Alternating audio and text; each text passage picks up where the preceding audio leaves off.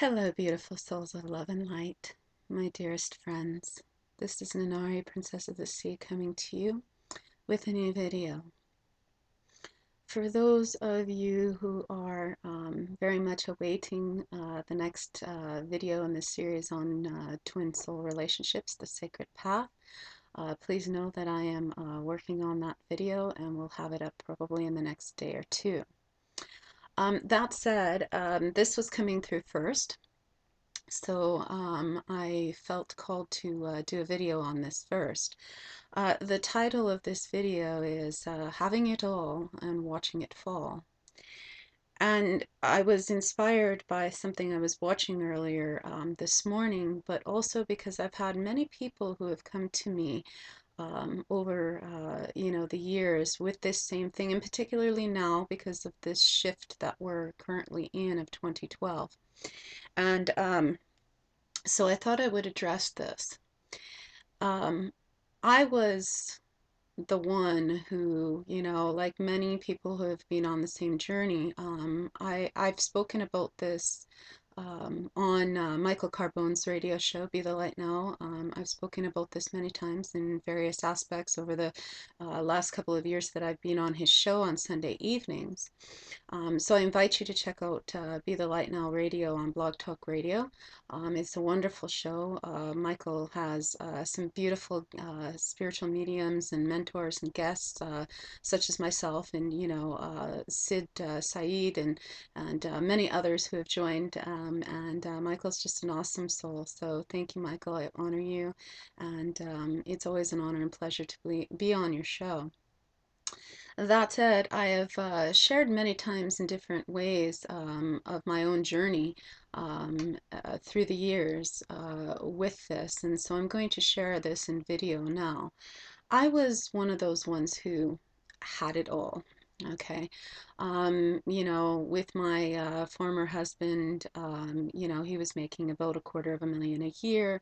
I owned $1 million home. I had a $45,000, SUV. I went through all of that. Have three beautiful children, which I love dearly.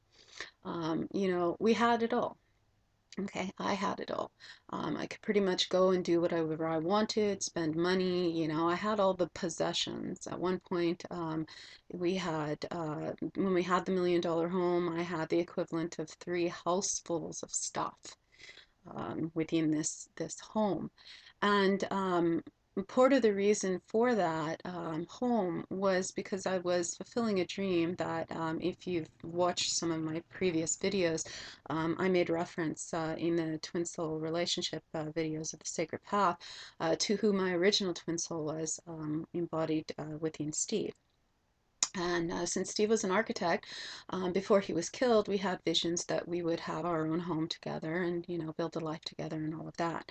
And so part of doing that was fulfilling Steve's dream and my dream, in which I took this home and completely remodeled it into Steve's dream. And, basically Steve was guiding me in spirit that whole time, in every move that I, made, every source of inspiration that I went through. So we had this beautiful home. So I've had it all.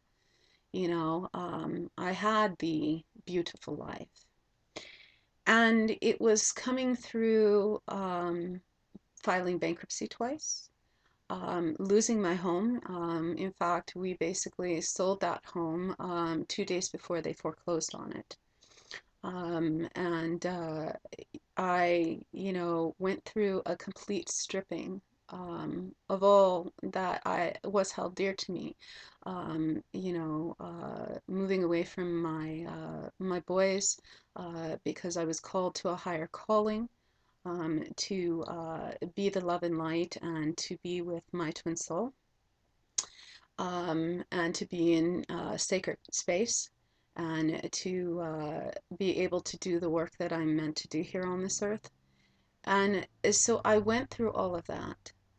And there was a point in time, I also, suffered with my health as well. well, actually, I really wouldn't say suffered, because during those moments, I will say I felt like I was suffering. But I have since grown from that and come to see it for the blessing and the gift it is, all of it, actually. And I came to understand that I was attempting to fill my life and my soul with earthly things. And that somehow those earthly things were going to make me happy. And it wasn't until, losing my home and going through the bankruptcies and subsequently going through being homeless twice, as well as being almost homeless a third time. When I was stranded on highway, my car had broken down. I had no place to go. I had no food. I had nothing. And if it wasn't for the kindness of what we perceivedly call strangers, although we're all one and we're all connected, so none of us are really strangers to one another. It's just perhaps maybe we haven't met again yet in this life.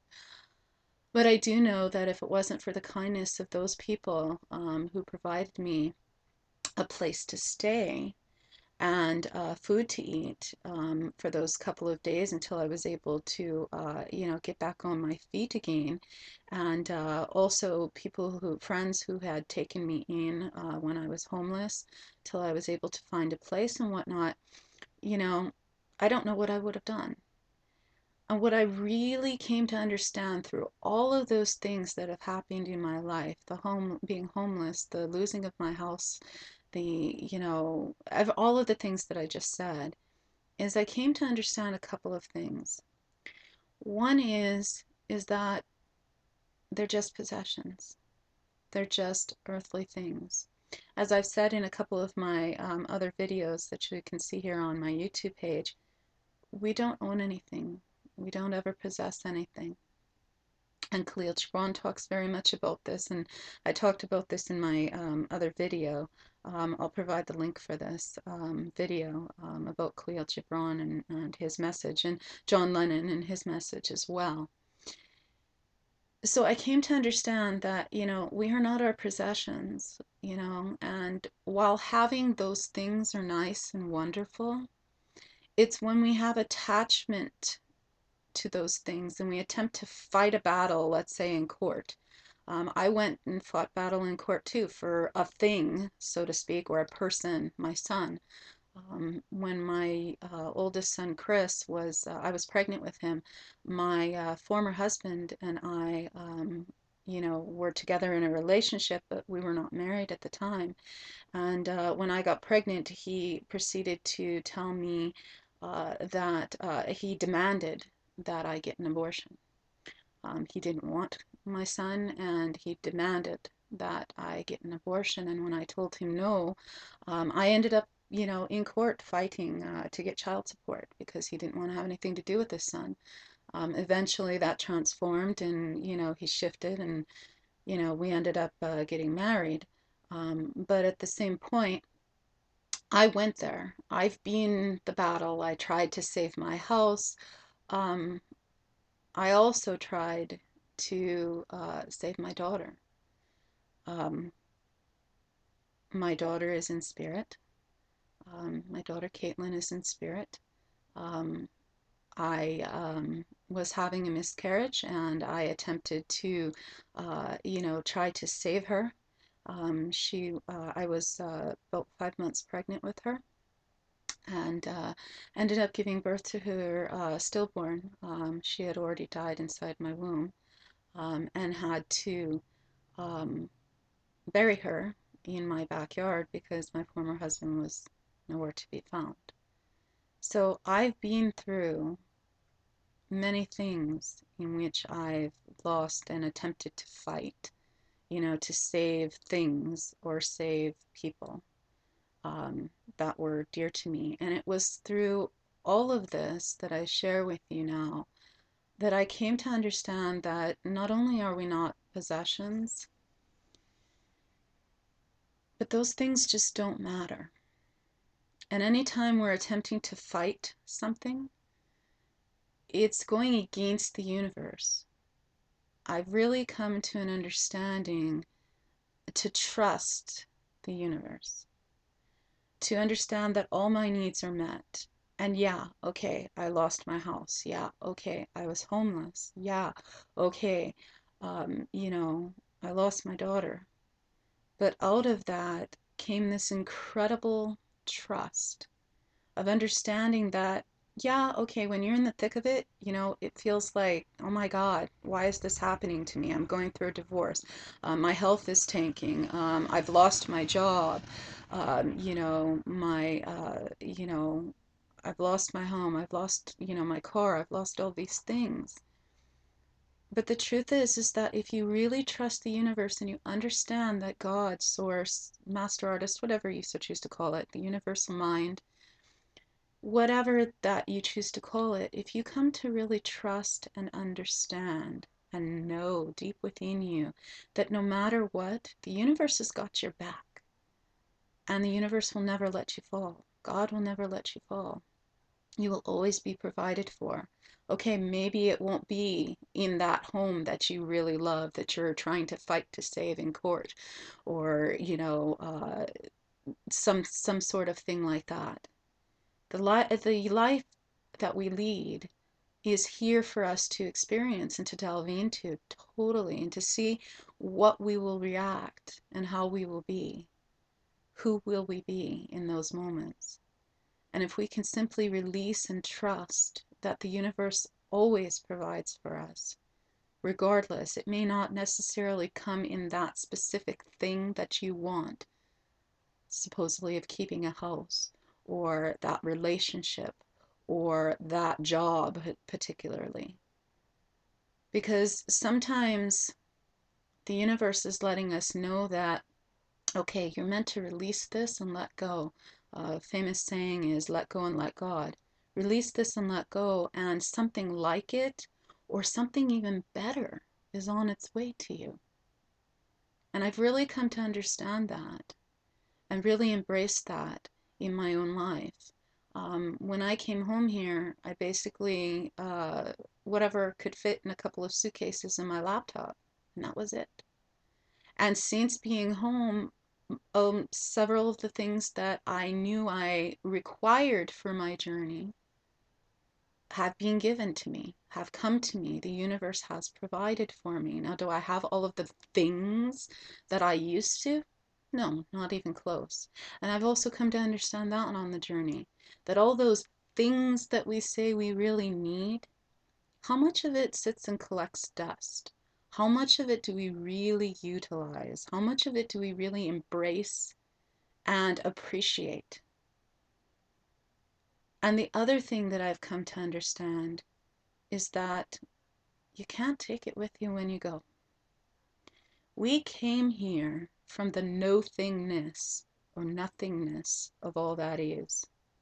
It's no thing and everything all at once. Now, when we came here, did we have a car? Did we come here birthed with a home? No. Now, I'm not saying, okay, everybody just run out and give up your homes. No. What I'm saying is that yes, we all need, shelter, we all need food, we all, require these things for the journey. That's part of the human experience. But at the moment that the universe is basically, in essence, kicking you out of your old vibration, the universe is saying to you, hey, you really may not need this house anymore. You may not need that car. You may not need this job, because we have something better for you in mind. And it's really coming into a space of trust. And as I've said in my other videos before, you either trust or you don't trust.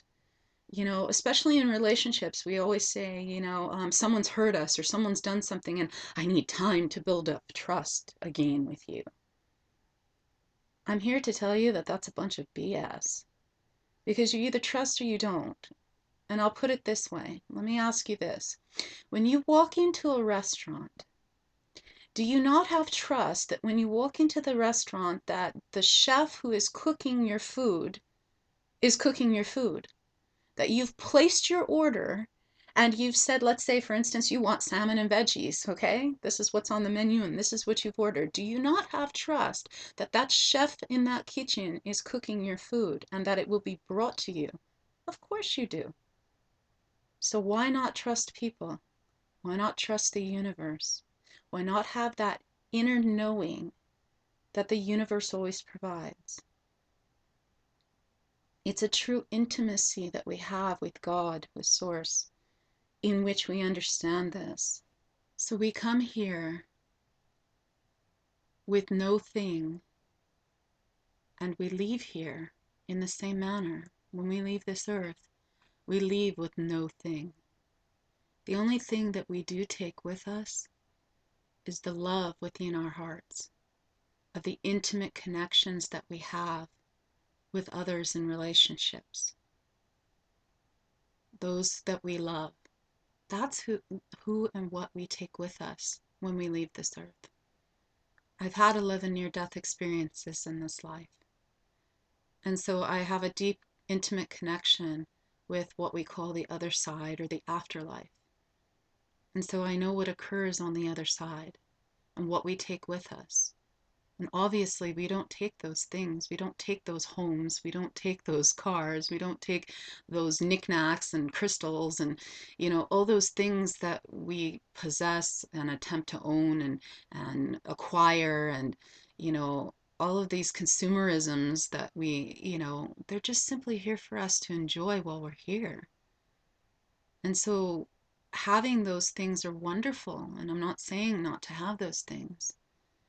But really, it's about what it is that you most enjoy in life. If it's going to be a thing that sits on a shelf and collects dust, then why have it? If you're not taking the moments to be intimate with it and appreciate it, why have it? Yes, having a home is wonderful. We all need shelter. But why be so attached to that particular home? You can't take that home with you when you leave.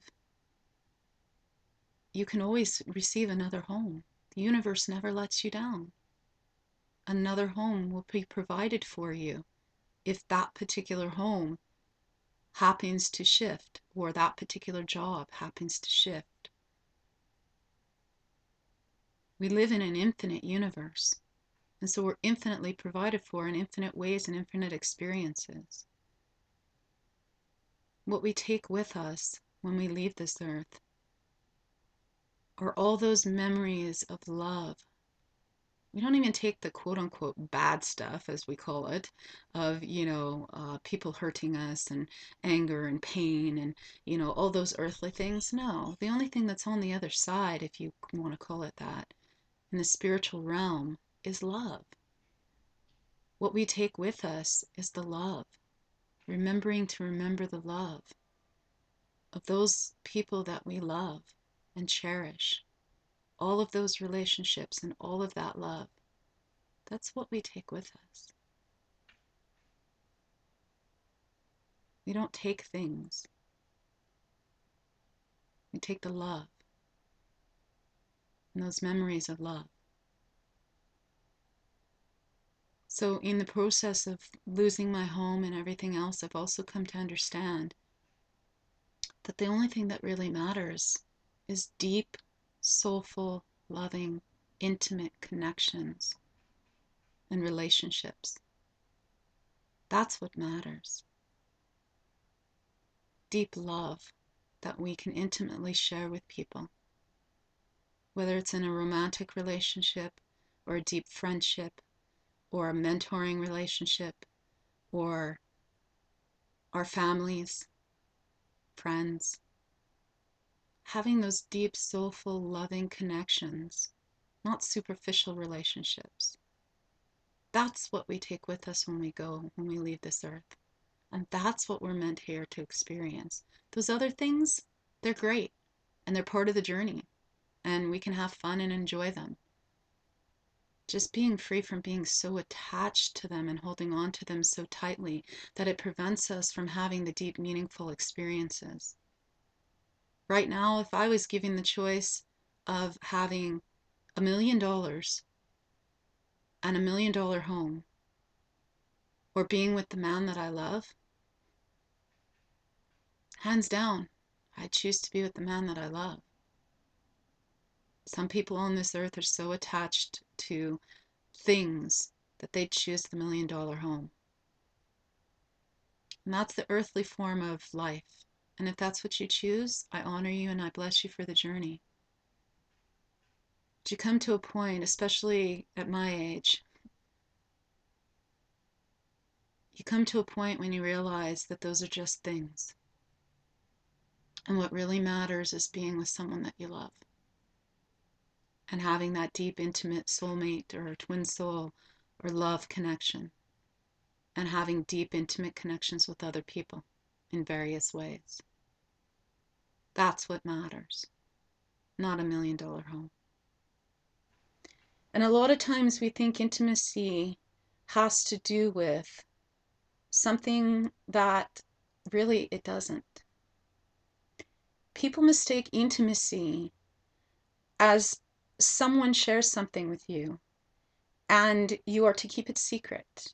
And if you do, then you are intimate. I would like to suggest that this is the old earthly paradigm of relationships. That the true, soulful, spiritual relationship is of an intimacy with a bond of the love that you share, of the connection that you share, and the closeness that you share with another, and of your willingness to share of your heart and being real in such sacredness of gratitude and connection, not whether what you share is kept secret or not. Secrets are of the ego, because the truth is we're all telepathic beings. Telepathy is actually our first form of communication. And so if you're really tuned in telepathically, there are no secrets. Everybody knows everything. It's just whether you're in tune to it or not. In ancient times, we as masters would share a deep intimacy with our food. And I even do this now. Every time I eat something, last evening we had a gathering, spiritual gathering that I was at. And I went and I partook in our gathering of food. And before I ate, I sat down and I said a silent prayer of gratitude, of intimacy with the food, of being one with the food. And in our ancient times, we would do this. And when we would eat, we would savor every bite in intimate connection and awareness of the vibration of energy with that food that we are communing with. And we would take moments in prayer of thanksgiving and in grace for this reason. Just being totally in love with the food. I do this now. I mean, to me, that's like the most intimate connection and like orgasmic in and of itself. And can you imagine that, having that intimacy with everything? All our relationships, a flower, the dirt on the ground, a chair. Intimacy is a connection of oneness. It's not a connection of what you share being kept secret. Because that's where our true vulnerableness lies, where it resides. Our true vulnerableness and realness and rawness comes within an intimacy of sharing from the heart, of communing in that oneness, of deep connection, of soulful connection. And so it's these things that I desire to share with you today, that within having it all and watching it fall, to understand that when that happens, how much of a gift it is, how much you can bless it. In those moments that it's happening, you may be free from feeling that. You may feel the fight in you, from a human perspective. I got to fight in court to save, whatever, my daughter or my home or, whatever the situation is. It's those earthly attachments to those things that causes the suffering, that causes those issues. When we're able to release and let go and let God, that's where true vulnerability is. That's where true intimacy resides. Because there's a true intimacy with and trust with Source, with God, that says, okay, universe, maybe I'm not meant to have this now. or I'm meant to have it in another way. Show me. Show me the way. May this gift be a blessing to you, and may you bless everything that's in your life and see it for the gift that it is, and be open to new things coming to you, and understand and know and trust that the universe always provides. Love always provides. Love always finds a way. May not always be in your way. Thy will be done rather than your will.